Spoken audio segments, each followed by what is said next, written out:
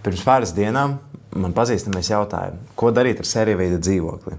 Tad rekur ir man atbilde. Man patīk visu balstīties uz faktiem, un es esmu atradis divus sērijveida dzīvokļus Imantā. Un tad pirmais dzīvoklis 50 parametri, 4. stāvs, lietuviešu projekts. Redzam, ka viņš ir remonta stāvoklī, kas ir veikts pirms 11 gadiem. Viņš tika pārdots par 54 700 eiro 22. gada septembrī. Un es esmu atradis darījumu, kas ir veikts burtiski pagājušajā mēnesī, kas arī ir 2 starp dzīvokļus lietuviešu projektā, 2 no 5 stāviem, un adrese ir burtiski turpat blakus. Remonta stāvoklis, es teiktu, ka ir arī ļoti līdzīgs, un viņā visticamākais ir vajadzīgi atjaunojumi.